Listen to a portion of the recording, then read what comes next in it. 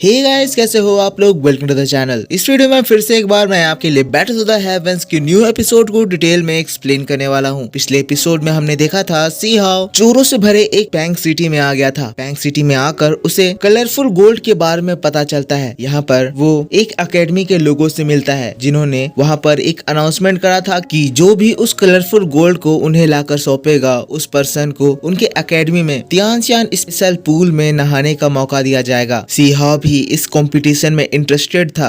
इसीलिए वो colourful gold को तलाशने के लिए निकल जाता है, पर उसे एक वैली में किसी एंशिएंट बीइंग का ग्रेव मिलता है। उसे वो खोलने की कोशिश करता है, पर उसके ऊपर कुछ हेवनली फायर्स हमला करते हैं। डार्क फायर से वो बच ही रहा था, तभी एक ब्लू फ्लेम आती है और जिसको देखकर वो डार्क फ्लेम भी भाग जाती है। अब आगे एपिसोड बिल्कुल उसी जगह से शुरू होती है। हम देखते हैं वो ब्लू फ्लेम तुरंत ही सी हाउ के ऊपर एक जोरदार अटैक करती है। अटैक के बाद सी हाउ उससे बचने के लिए पीछे हटता है, लेकिन तभी हम देखते हैं नीचे से वो डार्क फ्लेम आती है जो कि सी हाउ को कवर करते हुए ब्लू फ्लेम से मिलती है। ये दोनों फ्लेम एक दूसरे से भिड़ते हैं और वहाँ पे फ्लेम्स की बरसात होने लगती है। सी हाउ उस जगह पे किसी तरह से खुद को बचाने लगता है, पर यहाँ पे इन फ्लेम्स की ताकत के सामने सी हाउ की ताकत बहुत ही ज्यादा कम लग रही होती है। सी हाउ खुद को बचाने के लिए इधर उधर भाग रहा है और उधर वो ब्लू फ्लेम और ब्लैक फ्लेम एक दूसरे से टकरा रही हैं।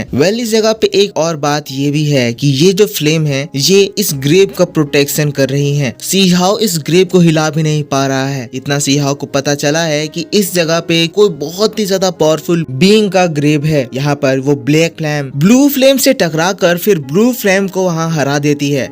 इसके बाद वहाँ पर सी हाउ नीचे का नजारा देखता है, कहता है यहाँ पर ये जो हंगामा हुआ इसके पीछे जरूर कोई ना कोई रीजन होगा। नीचे देखता है तो वो ब्लैक फ्लेम के चारों ओर सी हाउ का तलिस्मान बिखरा पड़ा हुआ है। सी हाउ कह रहा है ये फ्लेम्स इतनी ज्यादा ताकतवर है कि मेरे तलिस्मान प्रोटेक्शन लेयर को भी ये ब्रेक कर दी। देखने से तो ये लग रहा है कि ये काफी ज्यादा रेयर ट्रेजर है। लगता है मेरा यहाँ पे आना फिलहाल के लिए तो वेस्ट साबित नहीं हुआ है। सी हाउ जल्दी से उस तलिस्मान सहित उस फ्लेम को भी अपने अंदर एब्जॉर्ब कर लेता है। इसके बारे में हमें बाद में पता चलेगा कि ये फ्लेम किस तरह का फ्लेम है और वो किसे प्रोटेक्ट कर रहा है। पर अभी के लिए सी हाउ को ये रियलाइज हो गया है कि यहाँ पर ये इस ग्रेव को नहीं खोल सकता है। इसीलिए सी हाउ यहाँ से जाने का डिसाइड करता है। उसे एक ट्रेजर मिल चुका है, पर सी हाउ ये भी नहीं चाहता है कि इस जगह के बारे में किसी और को भी पता चले। इसीलिए सी हाउ दोस्तों यहाँ पर अपने मैजिक से इस पूरी जगह पे एक ऐसा फ्लेम, एक ऐसी एनर्जी सराउंड कर देता है जिसकी वजह से ये पूरी जगह बाहर से बिल्कुल नॉर्मल लगने लगती है। यहाँ पे किसी भी तरह का ड्रैगन न किसी भी तरह का ग्रेव दिखाई देता है। सी हाउ इस जगह को और की नजरे से बचाने के लिए इस तरह का बना दिया है ताकि बाद में जब सी हाउ को सारे रिसोर्सेस और इसके बारे में जानकारी मिल जाए, सी हाउ यहाँ पे आकर इस ग्रेव को खोलेगा जहाँ इसको ग्रेव की सच्चाई मिलेगी और उसे इस आदमी के रेयर ट्रेजर्स मिलेंगे। सी हाउ वहाँ से चला जाता है। सीन शिफ्ट हो जाता है। हम लोगों को तियानशियान एम्पायर को दिखाया जाता है। ये एक बहुत ही बड़ा सा गेट है जो कि तियानशियान एम्पायर में अकेडमी में एंटर होने का फर्स्ट दरवाजा है। यहाँ पर बहुत सारे लोग तियानशियान एकेडमी में एंटर होने के लिए इस दरवाजे से जा रहे हैं। कलरफुल गोल्ड को ढूंढने का कोई भी टाइम लिमिट नहीं है, इसीलिए कोई कितना भी ज्यादा देर लगा सकता है। इसीलिए सभी लोग अभी इस जगह पर तियानशियान एकेडमी में जा रहे हैं ताकि वहाँ से वो लोग कोई क्लू ले सके। सी हाउ भी इनके पीछे पीछे जा रहा है, लोगों की बातें सुन रहा है। यहाँ पर ये लोग कुछ कंपटीशन के बारे में बात कर रहे हैं, कुछ तियानशियान एकेडमी में एंटर होने की बात कर रहे हैं, कुछ कलरफुल गोल्ड के बारे में बात कर रहे हैं। इस जगह पे हमें दो लोगों को भी दिखाया जाता है। ये दो लोग इस गेट से एंटर होने वाले सभी लोगों की जांच पड़ताल कर रहे हैं कि वो लोग कहां से आए हैं और उन लोगों का मकसद क्या है। सी हाउ भी इन लोगों के साथ साथ उस लेवल पर पहुंच ही जाता है जहां पे सी हाउ खुद ही जाकर उस लड़की से एक सवाल कर देता है, सवाल उस कंपटीशन को लेके। लेकिन ये बात सुनकर वो लड़की सी हाउ का मजाक उड़ाने लगती है कि जब तुम्हें तियानशियान एम्पायर के इस इम्पोर्टेंट रूल के बारे में नहीं पता तो तुम आखिर इस जगह पे आए ही क्यों हो। तुम्हारा यहाँ पे आना तुम्हें कोई भी फायदा नहीं देगा। यहाँ पे सी हाउ की ये बेइज्जती करने लगते हैं, जिसको देखकर बाकी के लोग कहने लगते हैं लगता है यिन सिस्टर आज कुछ ज्यादा ही गुस्से में है। और दूसरे पर्सन से हमें पता चलता है कि ये यिन है वो क्वीन यी की वजह से इतना ज्यादा गुस्से में है। क्वीन यी कुछ महीने पहले ही इस तियानशियान एकेडमी में एडमिट हुई है और ये यिन जो कि सालों से यहाँ पे है उसको हरा दी है। ये यिन और क्वीन यी तियानशियान एकेडमी के टॉप 10 मोस्ट ब्यूटीफुल लेडीज में से एक है और इसीलिए ये लड़की गुस्से में रहती है। सी हाउ तब कहता है आप इतने ज्यादा गुस्से में क्यों हैं? आपको इतना ज्यादा गुस्सा नहीं होना चाहिए। चाहिए। आखिरकार मैं भी कुछ समय बाद आप लोगों के साथ तियानसियान एकेडमी में एंटर होने वाला हूँ। मैं भी आपका एक क्लासमेट बनूंगा। ये बात सुनकर वो लड़का कहता है, तुम जो भी हो, पर मैं तुम्हें ये बताना चाहता हूँ कि अगर तुम तियानसियान एकेडमी में एंटर होना चाहते हो तो अब तुम्हें अगले साल ही आना पड़ेगा। अभी जो तियानसियान एकेडमी में एंटर होने के लिए टेस्ट हो रहे थे वो कुछ दिनों पहले ही ओवर हो चुके हैं, इसीलिए तुम्हारा यहाँ पे एंटर होने का कोई चांस ही नहीं बनता है। सी हाओ कहता है, क्या सच में इस एकेडमी में एंटर होने का कोई और दूसरा रास्ता नहीं है? तो फिर एक आदमी पीछे से आता है। वो तियानसियान एकेडमी का एक पुराना डिसाइपल था। वो सी हाओ को बताता है, एक रास्ता है। तियानसियान एकेडमी में होने वाले टेस्ट में अगर तुम पार्टिसिपेट कर उसमें सबसे हाईएस्ट रैंक हासिल कर लो तो तुम्हें इस एकेडमी में डायरेक्ट एंट्री मिल सकती है, पर इसके लिए तुम्हें most important most difficult step से पार करना होगा, जिसका रास्ता तुम्हें हेवन स्टेयर से मिलेगा। ये बात सुनकर फिर सी हाओ उस टेस्ट को देने के लिए चला जाता है। सीन यहाँ से शिफ्ट हो जाता है। हम लोगों को सी हाओ को हेवन स्टेयर में दिखाया जाता है। सी हाओ उस सीढ़ी को पार करता है और अपने फर्स्ट लेवल पर पहुंचता है। अब सभी लोगों की नजरें सी हाओ के ऊपर है, क्योंकि सी हाओ इस कंपटीशन में पार्ट लेने वाला है। ये कंपटीशन नॉर्मल होने वाले कंपटीशन से अलग है, क्योंकि ये कंपटीशन उससे ज्यादा डिफिकल्ट है। जो भी लोग इस कंपटीशन में डायरेक्ट एंट्री के लिए पास होने के लिए आए थे, इस टेस्ट से गुजरने पे अभी तक कोई भी सक्सेसफुल नहीं हो पाया है। इसके पीछे क्या रीजन है आपको थोड़ी देर में पता चलेगा। यहाँ पर सभी लोगों की नजरें सी हाओ के ऊपर है। सी हाओ के लिए पहला टेस्ट का अनाउंसमेंट होता है, जहाँ पर उसके सामने एक बहुत ही बड़ा सा रॉक आ जाता है। सी हाओ का पहला टेस्ट इसको अपने फिजिकल स्ट्रेंथ से उठाना है। सीन यहाँ से शिफ्ट हो जाता है और हम लोगों को क्विंग यी को दिखाया जाता है। क्विंग यी के कानों में भी सी हाओ के यहाँ पे आने और टेस्ट देने की बात आ चुकी है और तभी 1 घंटा बजता है। ये बेल ये सबूत है कि सी हाओ ने उस टेस्ट को पार कर लिया है। यहाँ पर क्विंग यी की दोस्त क्विंग यी से कह रही है कि तुम इस नए लड़के के लिए कुछ ज्यादा ही इंटरेस्ट दिखा रही हो। क्विंग यी कहती है, ऐसी कोई बात नहीं है, पर ये लड़का पहला टेस्ट पास कर लिया है। हम लोगों को इसे अंडरस्टिमेट नहीं करना चाहिए। क्या पता ये आगे जाकर अपनी क्या स्ट्रेंथ दिखाए। सीन दोबारा से शिफ्ट होकर हम लोगों को सी हाओ की ओर दिखाया जाता है, जिसके पास लगातार अब अलग अलग टेस्ट आते जा रहे हैं। सी हाओ हर टेस्ट को पास करते जा रहा है और सी हाओ अब 6 लेवल टेस्ट पे पहुंच जाता है। लेवल 6 पे पहुंचते ही सी हाओ को बहुत ही ज्यादा ताकतवर चेन्स जकड़ लेती है और इस टेस्ट में उसे इन चेन से आजाद होना है। इस टेस्ट का नाम द रेल्म ऑफ ऑनर है। ये चेन्स लगातार सी हाओ की बॉडी को जकड़ रही है और सी हाओ इसको तोड़ने में स्ट्रगल कर रहा है, लेकिन दोस्तों यहाँ पर सी हाओ अपनी पूरी ताकत लगाकर इस चैन को ब्रेक कर ही देता है। अब जैसे ही सी हाओ 6th लेवल को पार करता है, सभी लोगों की सभी टीचर्स की नजरें सी हाओ के ऊपर आ जाती है, क्योंकि इसने लगातार बहुत ही आसानी से सारे टेस्ट के लेवल पार कर दिए हैं। सी हाओ का अब 7th लेवल स्टार्ट होता है, जहाँ पर सी हाओ को एक क्वेश्चन का आंसर देना है। सी हाओ के सामने एक फायर आती है जो कि पूछती है कि तुम्हें अब अपने आगे का रास्ता ढूंढना है। सभी लोग सी हाओ को देख रहे हैं, क्योंकि आज तक जितने भी लोग हैं वो सभी लोग इसी लेवल पर आकर फेल हुए हैं। आज तक इसका कोई भी करेक्ट आंसर नहीं दे पाया है और जो भी इसका गलत आंसर देता है उसको ये फायर जलाकर राख कर देती है। क्या सी हाओ इस सवाल का जवाब दे पाएगा? सी हाओ यहाँ बैठ जाता है, अपने फुल कंसंट्रेशन में है और रास्ता तलाश कर रहा है। इसके बाद सी हाओ को गॉड लियू की बात याद आने लगती है, जब गॉड लियू ने कहा था कि सी हाओ तुम इनविंसिबल होने वाले हो। एक पड़ाव आएगा जब तुम्हें एक सही रास्ता ढूंढना होगा, पर याद रखना तुम्हारा सही रास्ता तुम हो। तुम जिस भी रास्ते को चूज करोगे वो तुम्हारे लिए सही रास्ता होगा। और दोस्तों तब इन्हीं सारी बातों को सोचकर सी हाओ खड़ा होता है और फिर उस फायर उस लैंप के सामने जाता है और उसको एक जोरदार लात मारकर तोड़ देता है।